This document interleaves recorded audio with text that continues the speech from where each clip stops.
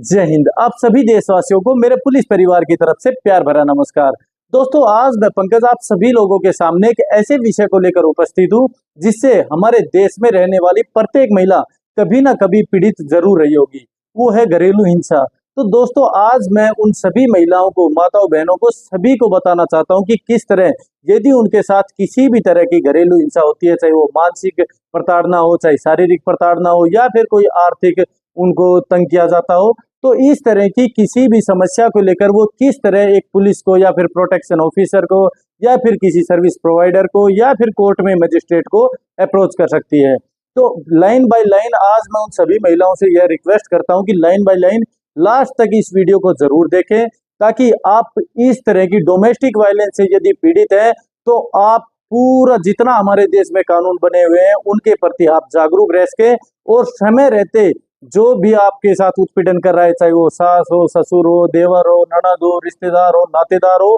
कोई भी आपको इस तरह की समस्या आपके लिए उत्पन्न कर रहा है, उसके खिलाफ आप एक ठोस कानूनी कार्रवाई कर सके, या फिर आप प्रोटेक्शन ऑर्डर्स हो, या फिर मीन्स लाइक आपके यदि घर में आपकी जगह नहीं मिल रही है, आपको आर्थिक सहायता नहीं मिल रही है, आपको चाइल्ड की कस्टडी चाहिए, या फिर आपको रेजिडेंशियल जो ऑर्डर होते हैं वो चाहिए, तो इन सभी मुद्दों को लेकर यदि आप चाहते हैं कि कानून या कोर्ट जो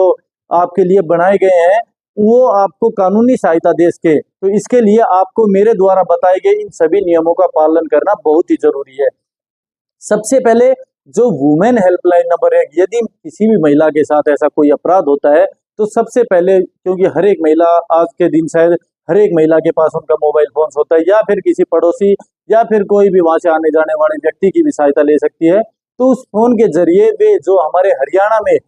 वुमेन हेल्पलाइन नंबर है 1091, ये हर एक स्टेट के पास अलग अलग वुमेन हेल्पलाइन नंबर हो सकते हैं, परंतु हरियाणा में 1091 पे कॉल करके आप आसानी से किसी भी प्रोटेक्शन ऑफिसर से या फिर हमारी जो महिला सेल होती है या फिर कोई पुलिस स्टेशन होते हैं उनसे आप कांटेक्ट कर सकते हैं और अपने साथ हो रही हिंसा के बारे में बतला सकते हैं, और आप टाइम रहते, समय रहते उस तरह की आप सहायता ले सकते हैं। इसके अलावा 112 जो गाड़ी आप घूमते हुए देखते हो वो 5 या 10 मिनट में जहां भी आपके साथ ऐसा कोई अपराध घटित हो रहा है तो तुरंत आप इस नंबर के ऊपर कॉल करके आप इस तरह की कानूनी सहायता ले सकते हैं। इसके अलावा घरेलू हिंसा से पीड़ित कोई भी महिला अपनी शिकायत अपने नजदीकी पुलिस स्टेशन या फिर चौकी में दर्ज करवा सकती है,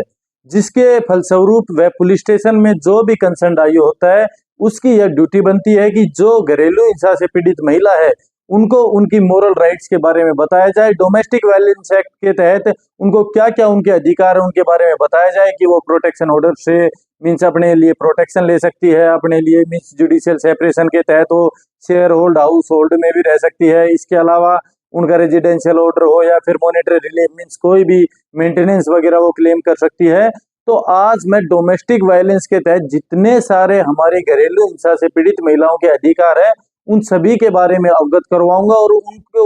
स्टेप टू स्टेप मैं उनको बताऊंगा कि किस तरह आसानी से घर बैठे हुए अपनी आवाज उठा सकते हैं और उनके साथ हो रही किसी भी तरह की हिंसा से वे निजात पा सकती है।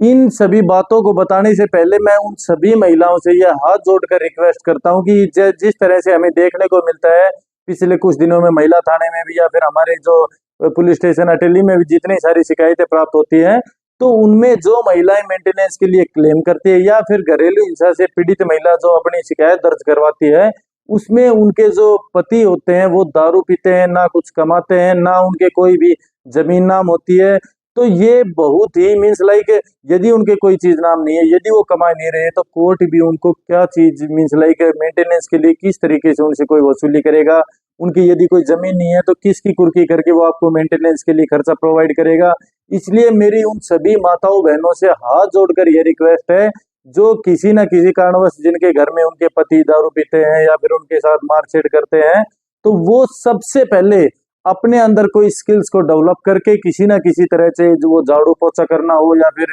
किसी कंपनी में काम करना हो, पेट्रोल पंप पे काम करना हो या कोई मजदूरी करना हो, या फिर महिलाओं के लिए जैसे सिलाई मशीन हो गया, या ऐसा कोई भी काम उनको शुरू करना बहुत ही आवश्यक है। क्योंकि यदि कोई महिला डिपेंडेंट है तो मैं 100% श्योरिटी के साथ कह सकता हूं कि 99% के चीज में वो महिला कभी भी इस तरह की घरेलू हिंसा का शिकार नहीं होगी। क्योंकि जो महिला अपने आदमी के ऊपर पूरी तरह से डिपेंडेंट है, जो महिला मीन्स इस तरह की किसी घरेलू हिंसा का जो शिकार हो रही है, यदि उसका आदमी दारू पीता है या फिर कोई भी काम धंधा नहीं कर रहा, तो इस तरह से ऐसी महिलाओं को काम करना अति आवश्यक है। ऐसी महिलाओं को डिपेंडेंट होना बहुत ही जरूरी है। ऐसी महिलाओं को अपने लिए रोजगार ढूंढना बहुत ही जरूरी है, ताकि वो अपने खुद का और अपने बच्चों का इस तरह से लालन पालन कर सके। लेकिन इसके अलावा भी आपको इस डोमेस्टिक वायलेंस एक्ट के तहत आपको सारे कानूनों के बारे में बताऊंगा कि किस तरह आप आसानी से अपने पति से या अपने सास ससुर से या फिर जो भी आपके घर में रह रहे हैं उन लोगों से अपनी प्रोटेक्शन ले सकते हैं। उस शेयर हाउस होल्ड में आप रह सकते हैं या फिर आपकी जो भी चाइल्ड कस्टडी है वो आप ले सकते हैं। सबसे पहले मैंने बताया कि धारा 4 में जो कोई भी व्यक्ति आसपास से गुजरने वाला हो, आपके घर में रहने वाला हो, आपका पड़ोसी हो, यदि आपके साथ कोई भी घरेलू हिंसा हो रही है तो वो आसानी से 181 डोमेस्टिक वायलेंस एक्ट का जो हेल्पलाइन नंबर है, 1091 वुमेन हेल्पलाइन नंबर, 112 जो हमारी पुलिस की एक बहुत ही अच्छी सुविधा है जो 5 से 10 मिनट में आपके घर तक पहुंच सकती है, या इसके अलावा आप जो संबंधित आपका थाना या चौकी है उसके हेल्पलाइन नंबर पे कॉल करके भी आप अपनी शिकायत दर्ज करवा सकते हैं।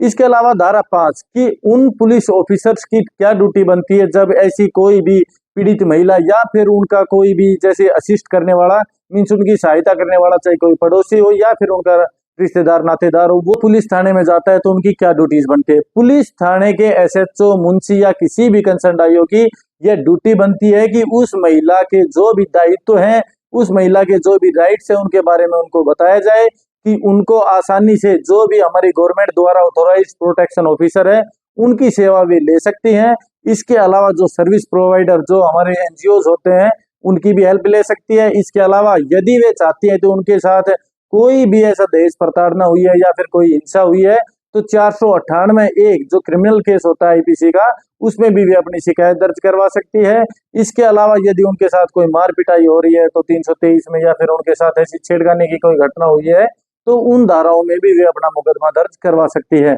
और पुलिस ऑफिशियल की यह ड्यूटी बनती है कि उस महिला को बिल्कुल ब्रीफली तरीके से सारी चीजों को समझाए। इसके बाद यदि इस तरह की कोई पीड़ित महिला है तो डोमेस्टिक वायलेंस एक्ट 2005 की धारा 6 के तहत उनको शेल्टर होम, जो हमारे जिलों में बोलते हैं वन स्टॉप सेंटर, वहां पे उनको एक रूम पे रहने की सुविधा भी प्रदान की जाती है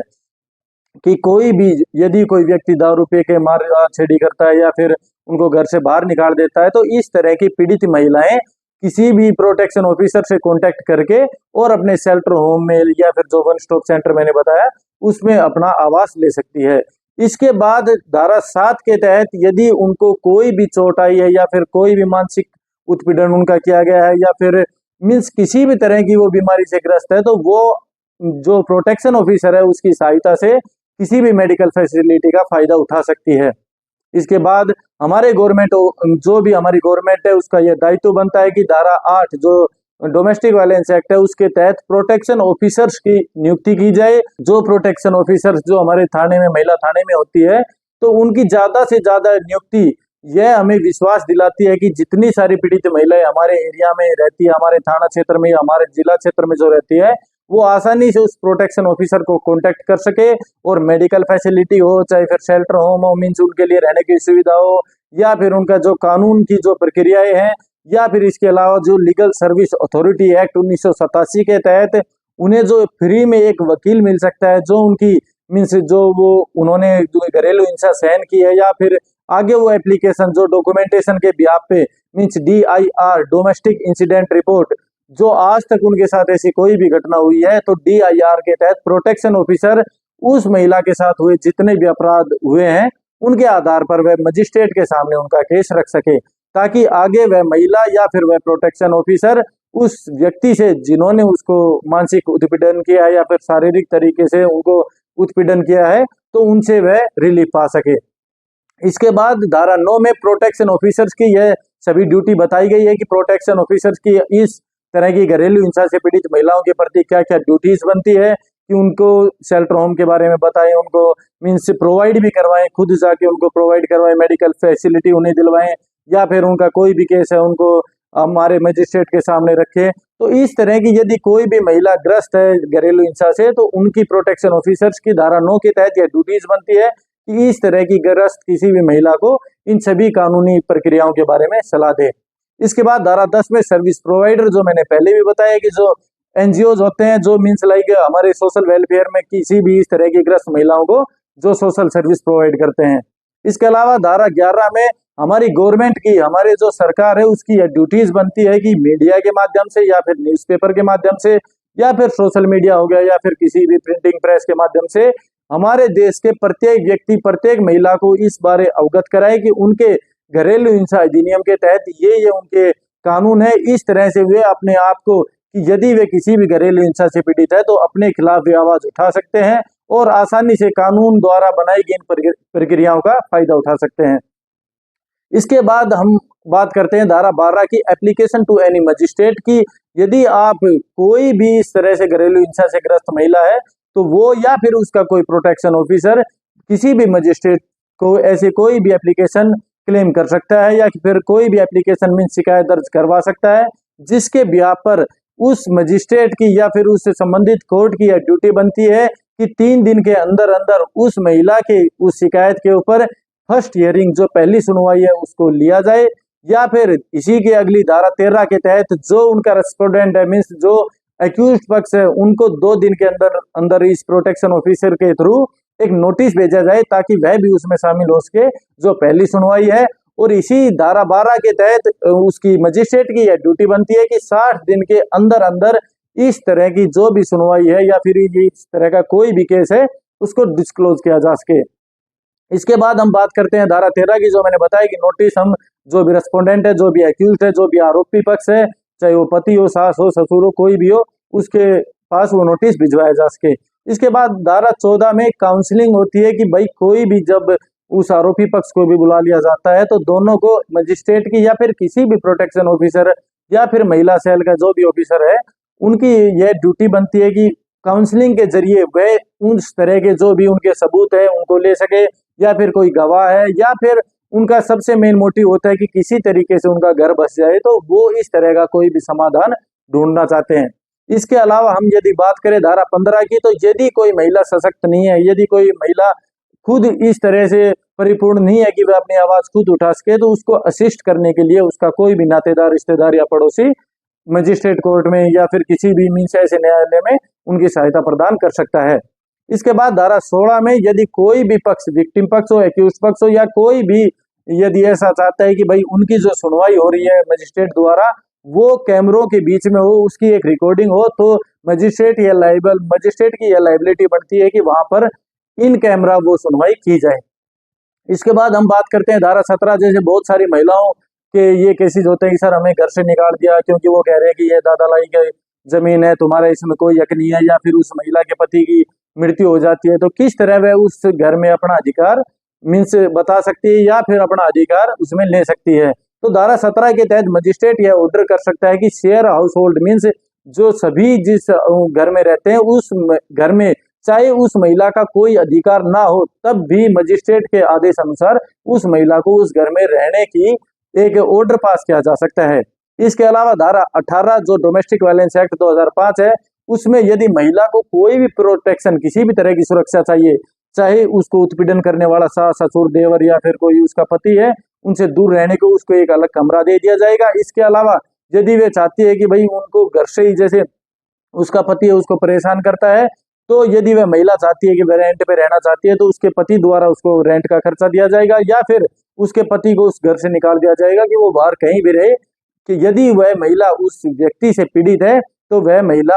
एकांत में अपने बच्चों की कस्टडी के साथ एकांत में रह सकती है, उनमें उनका कोई भी इंटरमीन्स, कोई भी उनको ऑब्जेक्ट नहीं करेगा। इसके अलावा यदि हम बात करें धारा 19 की, रेजिडेंशियल ऑर्डर की, उनको किस तरह से, जो मैंने बताया था अभी प्रोटेक्शन ऑर्डर में भी वही सेम है, वही धारा 19 में कि उनका रेजिडेंशियल ऑर्डर की यदि वो अलग रहना चाहती है, रेंट पे रहना चाहती है, उसके पति से घर में ही मीन्स बंटवारा करके रहना चाहती है, तो हर तरीके से यदि मजिस्ट्रेट जिस भी तरीके से उसको ठीक समझे उसके ऑर्डर पास कर सकता है। इसके अलावा धारा 20, यदि महिला आर्थिक रूप पे संपन्न नहीं है, आर्थिक रूप से वह अपने खर्चे वहन करने में सक्षम नहीं है, तो कोर्ट द्वारा या मजिस्ट्रेट द्वारा उस व्यक्ति को जो उसको परेशान करता है मॉनेटरी रिलीफ मीन्स उसको पैसे देने के लिए भी पाबंद कर सकता है कि जब तक तुम्हारा ये केस चल रहा है तब तक आप इसको इतना खर्चा या मेंटेनेंस जो भी बढ़ता है आपके द्वारा दिया जाएगा। इसके अलावा धारा 21 में चाइल्ड कस्टडी, यदि कोई भी महिला यह समझती है कि उसके मीन्स लाइक उनके बीच पति या पत्नी के बीच कोई भी जैसे घरेलू हिंसा हो रही है जिससे उनके बच्चों को भी इससे प्रभावित होना मीन्स लाइक पड़ रहा है, तो वह महिला चाइल्ड की कस्टडी अपने पास ले सकती है, या इसके अलावा वह बच्चे कहीं भी स्कूल में जा रहे हैं या उनके पास रह रहे हैं या फिर रेंट पे रह रहे हैं, तो वो मजिस्ट्रेट की मीन्स लाइक मजिस्ट्रेट यह भी उनको आदेश दे सकता है कि यदि महिला उसको यदि यह परमिशन देती है कि हाँ वह पति उसका पति बच्चों से मिल सकता है तो ही वह पति उससे मिल सकता है, अदरवाइज यदि महिला इनकार करती है तो पति को उनके बच्चों से भी मिलने से मना कर दिया जाएगा।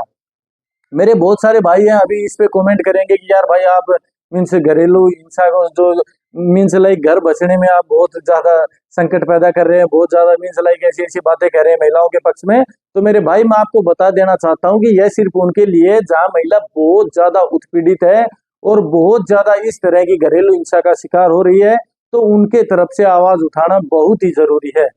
इसी में यदि हम धारा 22 की बात करें तो कंपनसेशन, यदि महिला की कोई भी चोट लगी है या फिर महिला का कोई भी लाइक किसी भी तरीके से उनकी कोई नुकसान पहुंचा है तो वो कंपनसेशन के तौर पर किसी कोई भी मोटी रकम उससे अपने जो पति है या फिर सास ससुर है उनके लिए क्लेम कर सकती है। इसके बाद यदि हम बात धारा 23 की करें तो कोर्ट की है मीन्स लाइक कोई भी मजिस्ट्रेट वहां पे या फिर कोर्ट है तो वो एक पूरे सबूतों के बिहाफ पर उसे एक्स पार्टी मानकर यदि नोटिस देने के बाद भी जो मैंने बताया था कि एक्यूज नहीं आता है तो उनको एक्स पार्टी मान के उनको मीन्स एक्यूज पक्ष मान के वह एक तरफा केस में मीन्स लाइक उनको सजा सुना सकता है कोर्ट कि भाई यदि वो नहीं आ रहा तो यदि 1% भी उनके ऊपर कोई भी डाउटफुल केस बनता है तो उनको सजा दे दी जाएगी जो 1 साल तक की सजा दी जाती है। इसके अलावा धारा 24 में यदि इस तरह से कोई भी एप्लीकेशन कोर्ट में लगाई जाती है तो या फिर किसी भी विक्टिम द्वारा उस कोर्ट में जो भी एप्लीकेशन दायर की गई थी उसकी एक कॉपी जो भी उसका मीन्स चाहिए उसके साथ कोई भी लाइक रिश्तेदार नातेदार गया हो या फिर वह महिला या फिर उस प्रोटेक्शन ऑफिसर को दे दी जाएगी। इसके अलावा धारा 25 में ड्यूरेशन ऑफ ऑर्डर की ये ऑर्डर कब तक रहेंगे तो ये ऑर्डर जब तक वह महिला अपनी डिस्चार्ज मीन्स जो अपनी एप्लीकेशन उसको डिस्चार्ज नहीं कर लेती, जब तक वो वापस नहीं ले लेती, जब तक उन दोनों में राजीनामा नहीं हो जाता, जब तक आपसी सहमति नहीं हो जाती, जब तक यह ड्यूरेशन ऑफ ऑर्डर चलता रहेगा मीन्स वह केस चलता रहेगा। इसके अलावा धारा 26-27 मीन्स ये नॉर्मली ये जुरिडिक्शन के बारे में धारा 27 की फर्स्ट क्लास मजिस्ट्रेट उसको डील कर सकता है या फिर कहाँ पे रहने वाला जैसे विक्टिम पक्ष है जहाँ पे रह रहा है या फिर जहाँ पे उसका मायका है या फिर लास्टली वो जहाँ पे रेंट पे रहते हैं, तो इन सभी केसों में उसका संबंधित जो भी मजिस्ट्रेट या कोर्ट है वो इनको डील कर सकता है। धारा 29 में वह अपील भी कर सकते हैं कि धारा 30 दिन के अंदर अंदर यदि एक्यूज पक्ष ये मानता है कि महिला द्वारा झूठे केस उसके ऊपर दिए गए हैं तो 30 दिन के अंदर अंदर वह सेशन कोर्ट में अपनी अपील दायर कर सकता है। इसके अलावा जो आप सोच रहे होंगे प्रोटेक्शन ऑफिसर और सर्विस प्रोवाइडर होते क्या है, तो मैं बताता हूं कि धारा 30 डोमेस्टिक वायलेंस एक्ट की 2005 की धारा 30 के तहत ये जो भी प्रोटेक्शन ऑफिसर या सर्विस प्रोवाइडर होते हैं उनको एक लोक सेवक जो आईपीसी की धारा 21 में साफ साफ दर्शाया गया है एक लोक सेवक के रूप में उनको मीन्स समझा जाएगा। यदि कोई भी व्यक्ति जैसे घरेलू हिंसा से पीड़ित किसी भी महिला की सुरक्षा करने ये प्रोटेक्शन ऑफिसर या सर्विस प्रोवाइडर जाते हैं और इनके साथ किसी भी तरह की बदसलूकी की जाती है तो इनको as a protection officer as a public servant means लोक सेवक मानते हुए जो व्यक्ति है जिन्होंने इनके साथ गलत व्यवहार किया है उनके खिलाफ कानूनी कार्रवाई अमल में लाई जाएगी। इसके बाद आती है धारा 31 डोमेस्टिक वायलेंस एक्ट। धारा 31 के तहत यदि वह व्यक्ति एक्यूज साबित कर दिया जाता है तो इस तरह के व्यक्ति को 1 साल तक की कड़ी सजा से उसको दंडित किया जाएगा। इसके साथ साथ 20,000 रुपए की मोटी रकम उसे वहां पर जमा करवानी पड़ेगी। इसके अलावा धारा 32 में यह साफ साफ दर्शाया गया है कि यह जो ऑफेंस है डोमेस्टिक वायलेंस एक्ट का जो भी ऑफेंस कोई भी व्यक्ति करता है तो वह व्यक्ति मीन्स लाइक मैंने आपको पहले भी बताया कि यह केस एक कोग्निजेबल ऑफेंस है, संज्ञेय अपराध है जिसमें कोई भी बेल आप ग्रांट नहीं कर सकते, नॉन बेलेबल ऑफेंस है। इसी की धारा 33 में जो प्रोटेक्शन ऑफिसर्स की जो ड्यूटी बताई गई है कि यदि प्रोटेक्शन ऑफिसर अपनी ड्यूटी निर्वहन करने में कामयाब नहीं रहता है तो उसको भी 1 साल की सजा से और 20,000 रुपए के जुर्माने से दंडित किया जा सकता है। वहीं धारा 34 में यह बताया गया है कि यदि कोई भी गवर्नमेंट ऑफिसर जो मैंने प्रोटेक्शन ऑफिसर बताया यह अपनी ड्यूटियां निर्वहन करने में कामयाब नहीं रहता है तो इनके खिलाफ यदि कोई केस करते हैं तो वो सिर्फ गवर्नमेंट की मर्जी से मीन्स गवर्नमेंट को उस तरह की मीन्स एक अपील की जाएगी, गवर्नमेंट के मीन्स संज्ञान में यह बात होनी चाहिए कि इस तरह के प्रोटेक्शन ऑफिसर के ऊपर कोई भी मामला दर्ज किया जा रहा है।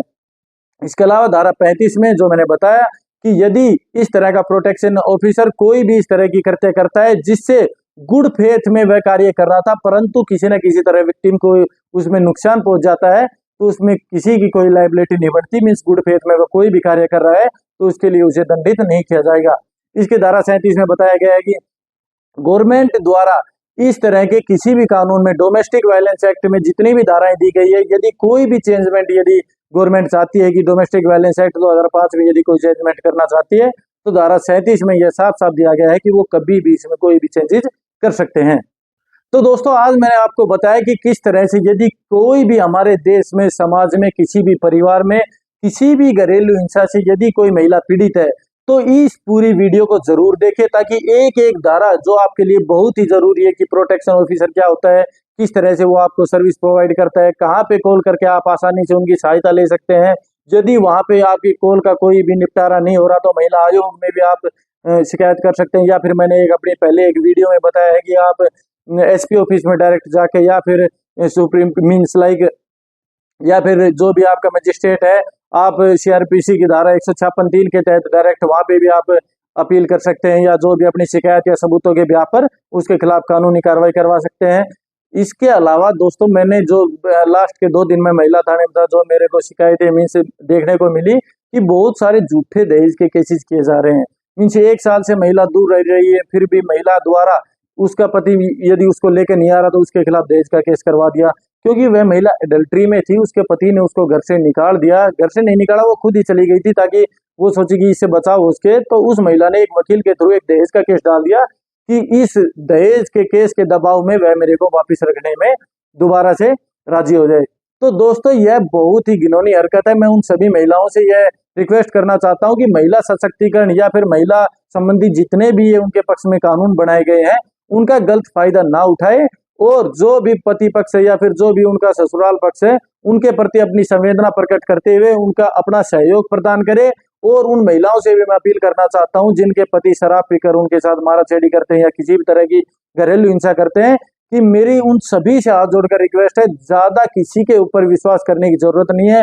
लायबल रहने की जरूरत नहीं है, डिपेंडेंट रहने की जरूरत नहीं है। आप खुद एक सशक्त, क्योंकि धारा 125 जो मैंने पहले भी मेंटेनेंस एक्ट में बताया था कि धारा 125 के तहत साफ साफ ये दर्शाया गया है कि यदि कोई महिला